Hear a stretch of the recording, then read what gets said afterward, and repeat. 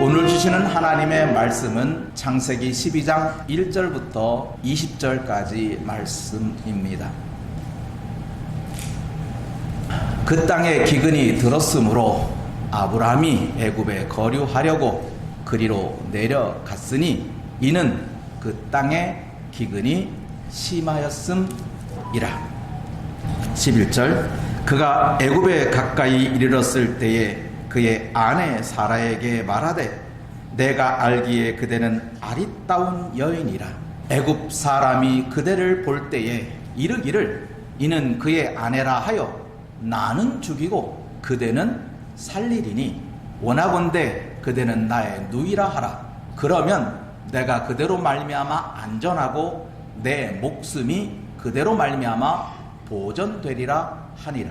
아브라함이 애굽에 이르렀을 때에 애굽 사람들이 그 여인이 심히 아리따움을 보았고 바로 고관들도 그를 보고 바로 앞에서 칭찬함으로 그 여인을 바로의 궁으로 이끌어 들인지라.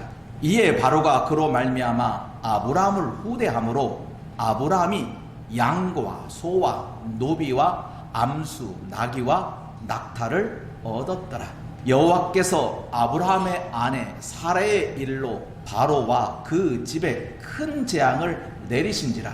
바로가 아브라함을 불러 이르되 내가 어찌하여 나에게 이렇게 행하였느냐? 내가 어찌하여 그를 내 아내라고 내게 말하지 아니하였느냐? 내가 어찌 그를 누이라 하여 내가 그를 데려다가 아내를 삼게 하였느냐? 내 아내가 여기 있으니 이제 데려가라 하고 바로가 사람들에게 그의 일을 명하매 그들이 그와 함께 그의 아내와 그의 모든 소유를 보내었더라. 23년 여러분 은혜 여러분의 것으로 삼으시기를 간절히 바라고 기도합니다. 오늘은 환난의 은혜를 한번 생각해 보았습니다. 우리가 잠시 지난주에 나그네 은혜를 상기시키고 싶습니다. 우리는 다 나그네들입니다. 이 나그네의 인생은 믿음의 조상 아브라함으로부터 시작된 일정입니다. 하나님은 아브라함에게 본토와 고향과 친척과 아버지의 집을 떠나 내가 내게 보여줄 땅으로 가라 하였습니다. 아브라함은 여호와의 말씀을 따라 떠났습니다. 고향을 떠났고 친척을 떠났고 아버지의 집을 떠났습니다. 히브리 기자는 아브라함이 본토와 친척과 아버지의 집을 떠날 때 갈 바를 알지 못하고 믿음으로 갔다라고 말하였습니다. 그 여정을 지도로 표현해 보면 아브라함이 살던 곳은 갈대아 우르입니다. 화면에서 보이는 파란색이 시작점이 갈대아 우르고 도착점이 하란이라는 곳입니다. 갈대아 우르를 떠날 때 그의 아브라함의 아버지도 함께 갔습니다. 근데 하란에서 아버지가 죽습니다.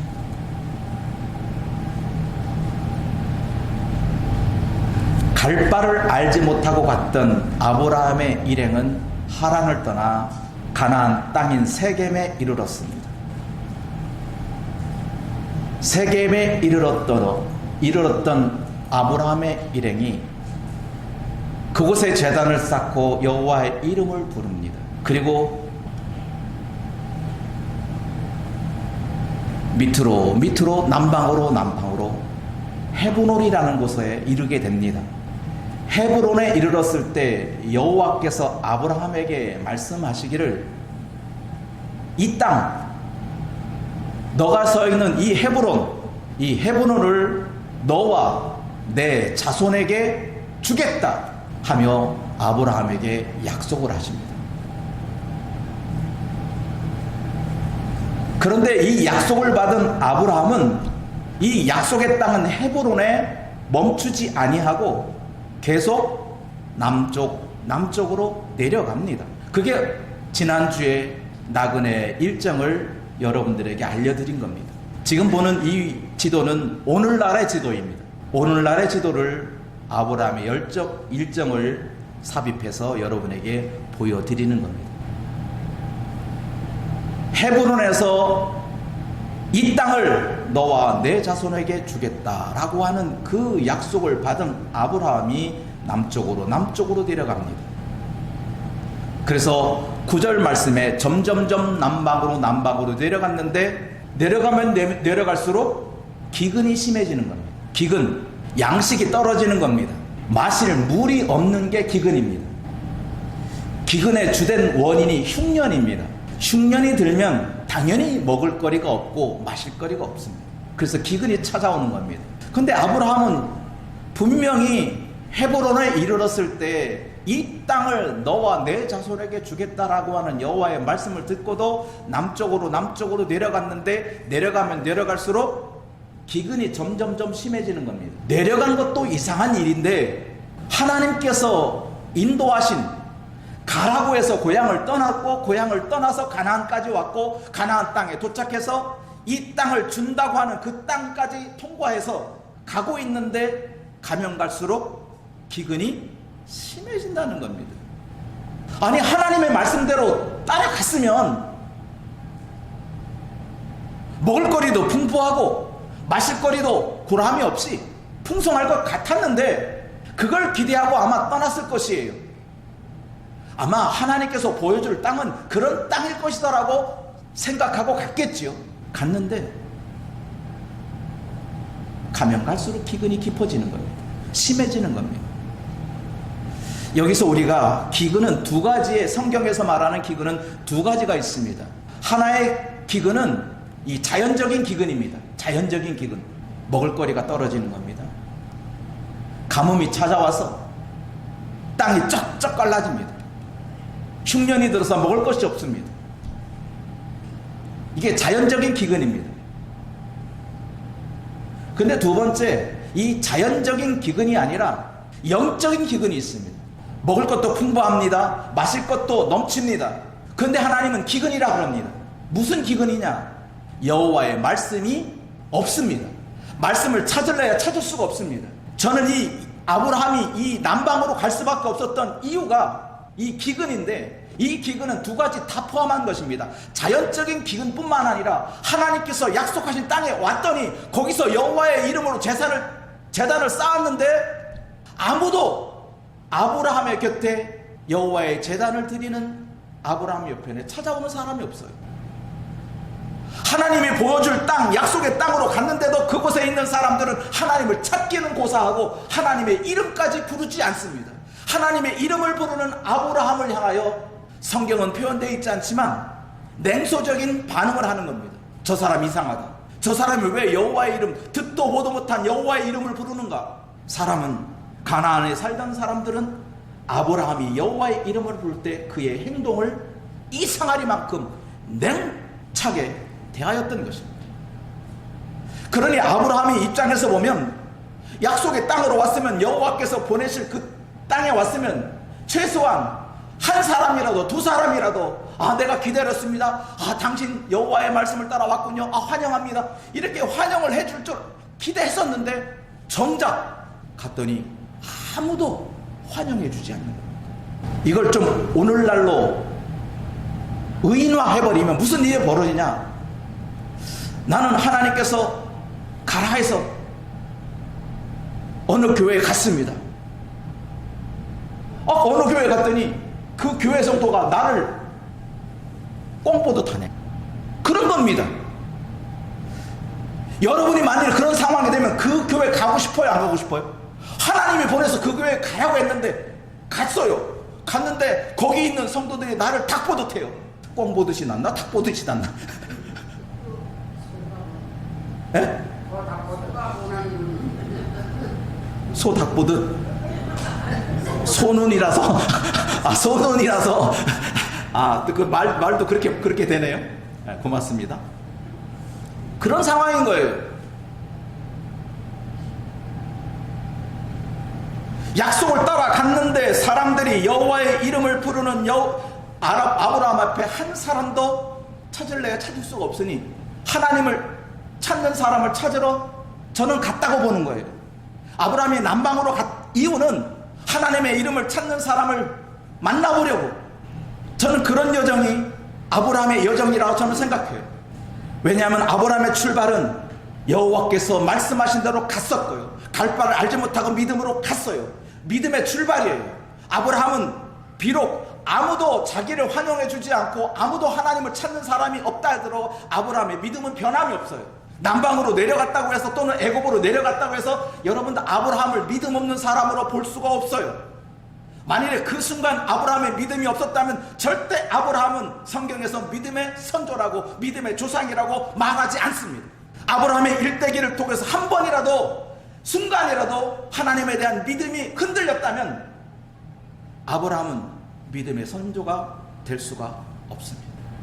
여러분도 오늘 이 장면, 이 환난의 은혜를 볼 때도 여러분 마찬가지예요. 아브라함의 행동을 믿음 없는 사람의 행동으로 볼 수가 없어야 돼요. 그런 안목을 가져야 돼요. 왜? 그게 하나님의 안목이니까. 아브라함을 바라보는 하나님의 안목이 그러한 안목이니까. 그래서 어디까지 갔느냐? 어디까지 내려갔죠? 애굽까지 간 거예요. 이것을 반대로 말하면 애굽은 어떤 곳이라는 것을 알 수 있어요? 기근을 피할 수 있는 곳이 애굽이라는 거예요. 왜 아브라함이 애굽을 갔느냐? 애굽이 기근을 벗어날 수 있는 곳이기 때문에 그래요. 그러니까 애굽에 내려간 거지. 만일에 애굽에도 거기에 기근을 피할 수 없다라고 생각하면 아브라함 내려가지 않았어요. 그곳에서 혹시 하나님을 찾는 사람이 있을까? 그곳에서 하나님을 찾는 사람, 하나님의 이름을 부르는 사람을 만나볼 수 있을까? 그런 기대감을 갖고 이 기근을 해결하려고, 영적 고갈을 해결하려고 아브라함은 그 길을 걸어갔다고 저는 생각을 하는 거예요. 그런데 한 가지, 아브라함에게는 뜻하지 않은 숙제가 하나 생겼습니다. 그 숙제는 자기 아내가 너무 아름답다는 거예요.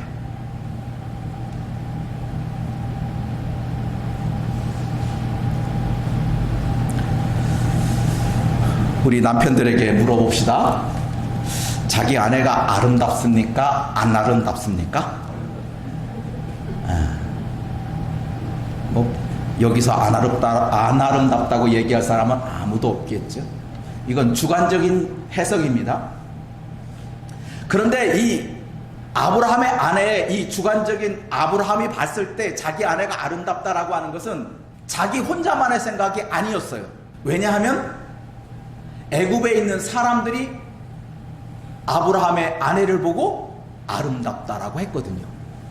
그러니까 이 아브라함의 아내는 이 주관적인 아름다움이 아니라 객관적인 아름다움이요.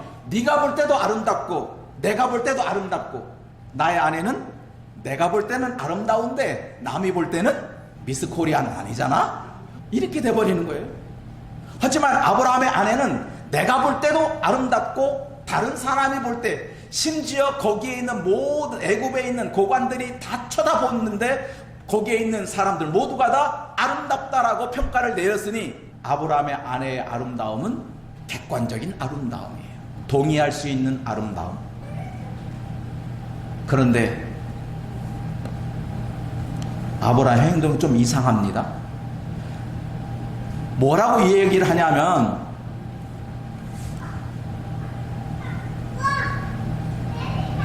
당신 때문에 내가 죽겠다는 거야. 왜? 당신은 너무 아름다워서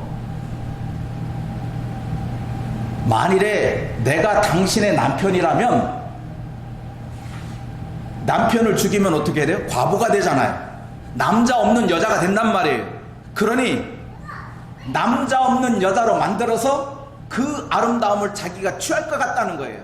그래서 하에게 말합니다. 우리 부부관계의 연을 끊자. 부부관계의 연을 끊고 혈육관계로 맺자. 혈육관계. 근데 그 아내가 여기에 동의를 해요. 오케이, 또 이 말을 보면 이 아브라함의 아내 이 사례도 본인이 아름답다는 건 아는 것 같아. 모든 남자들이 자기한테 혹할 것 같은 생각이 있었던 것 같아.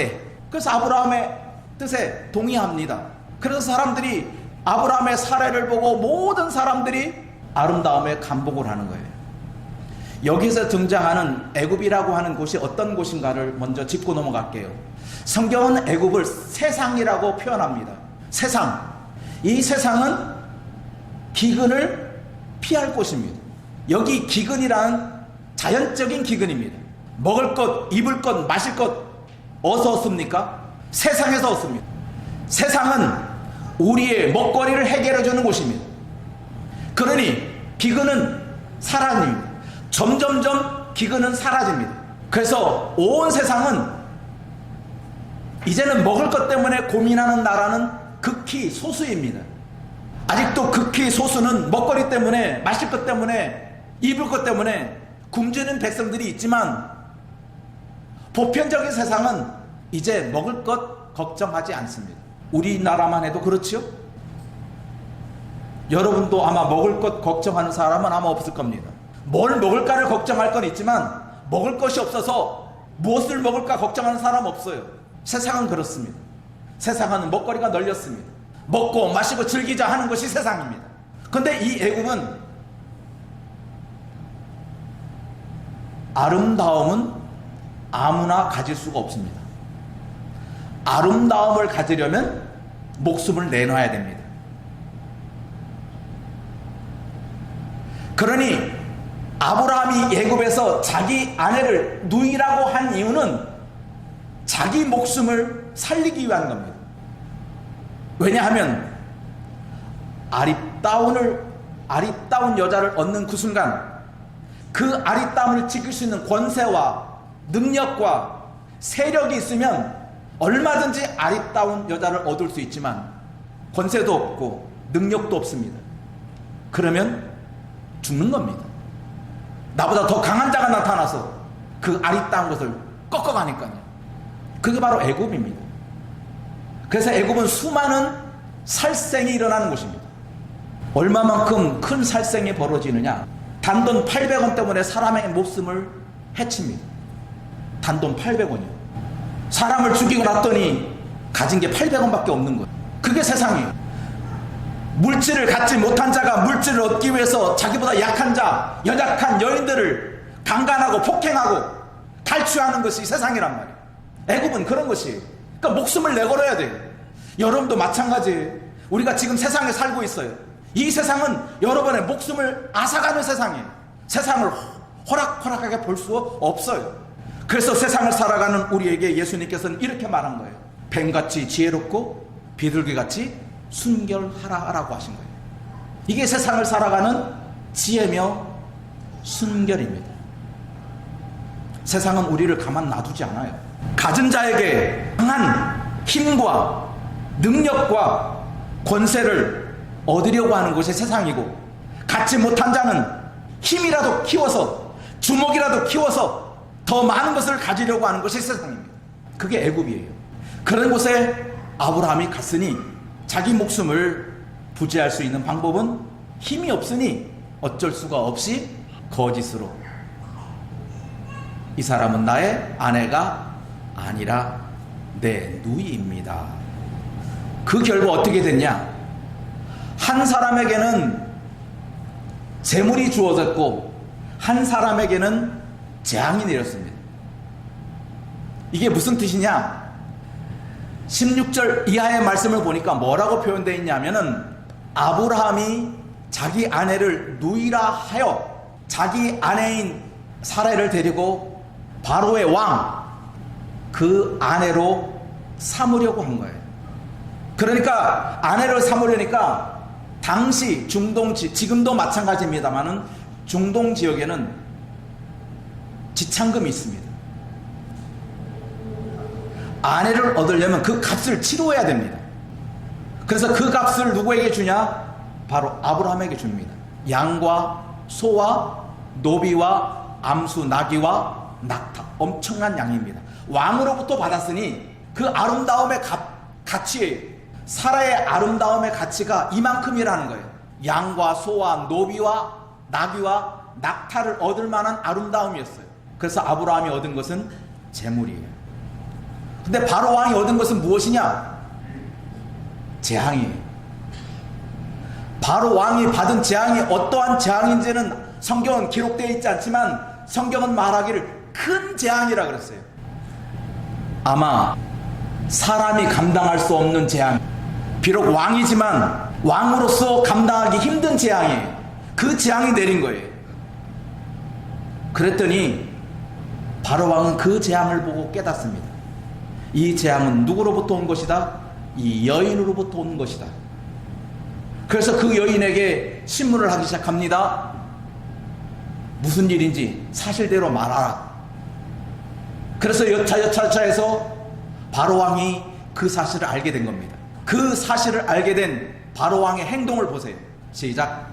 바로가 아브라함을 불러서 이르되 내가 어찌하여 나에게 이렇게 행하였느냐? 내가 어찌하여 그를 내 아내라고 내게 말하지 아니하였느냐? 거짓말이죠. 그리고 19절 말합니다. 내가 어찌 그를 누이라 하여 내가 그를 데려다가 아내를 삼게 하였느냐? 내 아내가 여기 있으니 이제 데려가라. 이상하잖아요. 아니, 자기를 속인 것은 누구예요? 바로왕을 속인 것은 누구예요? 아브라함이잖아요. 바로가 잘못한 건 없잖아요. 근데 재앙은 누가 받아요? 거짓을 말한 아브라함이 재앙을 받습니까? 아니에요. 아브라함이 받은 것은 재물이에요.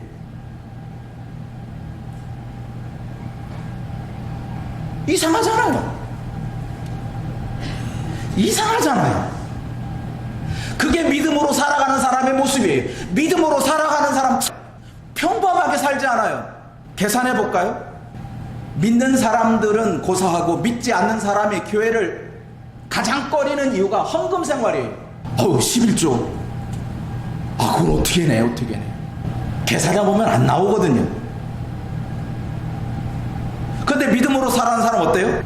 10에 1조 내는 사람도 있고, 심지어는 우리가 잘 알고 있는 어떤 모기업의 사장님은 50%를 11조로 해버려요. 또 심지어 어느 기업체는 자기는 10분의 1 가지고 생활하고 10분의 9를 헌물하는 사람이 있어요. 이상하잖아요. 그러면 10분의 9를 낸 사람은 폭삭 망해야 되잖아요. 어떻게 10분의 1 갖고 살아? 국가에 세금 내는 그 세금도 아까워 죽겠는데, 계산해보면 국가에 세금도 내야 되고 교회 11조도 내야 되고 지출이 너무 많아. 그러면 예수 믿는 사람 쫄딱 손가락 빨고 있어야 될 것 같은데 어떻든가요? 결과가 여유롭게 사는 사람이 믿는 사람들이에요. 물론 그걸 목적으로 우리가 11조 일을 하는 건 아니지만 결과가 그렇다는 거예요. 그래서 믿는 사람은 이상한 거예요. 산술적으로 계산하면, 이성적으로 계산하면 수치 안 맞아요. 정말로 계산해보면 11조 안 내는 사람보다 11조 내는 사람이 더 가난해야 되고 더 궁핍해야 되고 더 못 살아야 되고 그래야 되는데 11조 내고도 떵떵거리고 잘 살아. 그 이유가 어디 있을까요? 재산의 유무가 사람의 행복을 좌우하지 못하기 때문에 그래요. 100억을 가져도 10만 원 쓰는 것을 절절절 매는 사람이 있는가 하면 100만 원밖에 없어도 10만 원짜리를 탕탕 쓰는 사람이 있어요. 누가 더 부자예요? 100억을 가진 사람이 부자예요? 100만 원을 가진 사람이 부자예요?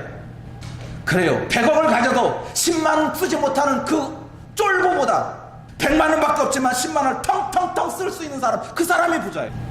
세상은, 믿는 사람의 세상은 이상하게 흘러가는 거예요. 여러분들 주변 사람들한테 너 참 이상하게 산다 라고 혹시라도 들었다면 여러분들은 제대로 예수 믿는 거예요. 예수 믿는 사람 정말로 이상한 사람이에요. 아브라함이 얼마나 이상한 일이 벌어졌는지 보세요. 거짓말은 자기가 해놓고 얻은 것은 재물 얻어요. 재물만 얻나요? 자기 아내도 얻어요. 그래서 이걸 정리하면 이렇습니다. 목숨도 건졌고 아리따운 아내도 얻었고 노비와 많은 재물까지 얻었어요. 무엇 때문에? 환난 때문에 때문에 이것이 얻은 거예요. 아브라함에게 기근이 찾아오니 기근 때문에 기근을 피하려고 애굽에 내려갔어요. 애굽에 내려가지 않았더라면 이러한 일은 있을 수 없어요. 세상에 내려갔더니 거기는 목숨도 살리고 아리따운 여자도 얻고 많은 재물과 노비까지 얻게 되었더라. 아브라함이 이때 한 말이 뭘까요? 야, 이건 도대체 이해가 안 된다, 이거. 나 도대체 이거 풀 수가 없어. 이 이상한 일을 내가 어떻게 풀겠어? 그래서 하는 말, 이거 하나님의 은혜야. 아브라함은 이렇게밖에 이해가 안 돼요. 어떻게 이걸 풀겠어요? 여러분 한번 풀어보세요. 하나님의 은혜가 아니라였다면 이것을 어떻게, 아브라함의 목숨이 어떻게 건질 수가 있겠어요? 감히 왕 앞에 거짓말했어. 그 거짓말 때문에 왕이 큰 재앙을 만났어요. 큰 피해를 입었어요. 그러면 나한테 큰 재앙을 입힌 그것 당장 끄집어서 죽여야 되는 거잖아요. 그런데 거짓말을 했다는 것도 알고도 그 재물 돌려받지도 않아요. 재물 주고 아내 주고, 그리고 사람들에게 다 말하는 거예요. 야, 이 아리따운 여인은 아브라함의 아내니까 너 건들지 마라. 왕이 그런 말을 하는 거예요. 왕이. 그러니 이건 하나님의 은혜가 아니면 안 되는 거예요. 아브라함의 계획과 하나님의 계획은 질적으로 다른 거예요. 그래서 오늘 저는 이렇게 마무리를 짓습니다. 환난으로 하나님을 경험하게 됐어요. 역시 하나님 살아계셔. 역시 하나님 살아계셔. 제가 어제 자전거 전도를 가다가 오르막길을 조금 심한 곳을 두 곳을 오르게 되었어요. 근데 갑자기 뒤에서 이 근육이 막 당겨와요. 좀 아픔이 느껴져요. 아픔이 없었다라면 아무 생각 없이 올랐을 것인데 아픔이 조금씩 땡기기 시작하니까 제가 하나님을 찾기 시작합니다. 하나님, 이거 다리 아프면 안 되는데? 안 되는데? 하나님, 다리 안 아프게 해주세요. 다리 아픔이 없었다면 하나님을 찾지도 않았을 것이고 하나님을 부르지도 않았을 것인데 다리 아픔이 찾아오니까 저절로 하나님을 찾게 돼요. 그러다 보니까 어느 순간인가 정상까지 도달하게 됐어요. 아무 일 없이, 아무 고난 없이. 그래서 제 속으로 그랬죠. 하나님 땡큐. 하나님 땡큐. 하나님 감사합니다. 그걸 어떻게 설명하겠어요? 무엇을 설명하겠어요? 설명이 안 돼요. 우리가 하나님 앞에 감사하는 것은 설명으로 되는 게 아니에요. 이것 때문에 감사하다, 저것 때문에, 절대 설명으로 되는 일은 아니에요. 그냥 이상하게 하나님 앞에 감사하고 싶고 하나님께 기도하고 싶고 하나님께 부르짖고 싶고 그런 거예요. 그러므로 우리 믿는 자들에게 있는 환난은 또 다른 기회일 뿐만 아니라 인내를 만들어내고 인내는 소망을 이룬다라고 했어요. 그래서 환난은 하나님을 찾게 되고 하나님의 나라를 더욱 소망하게 되는 거예요. 우리 사랑하는 성도 여러분, 많은 어려움이 우리에게 있습니다. 어려움 때문에 여러분 너무나 좌절하고 포기하고 때로는 낭망하고 어떤 사람은 절망까지 이어지는데 여러분 그때마다 이 말씀을 찾으시기 바랍니다. 우리 함께 시편 50편 15절 말씀입니다. 환난 날에 나를 부르라. 내가 너를 건지리니 내가 나를 영화롭게 하리라. 환난 때 하나님을 찾으시기 바랍니다. 기도하겠습니다.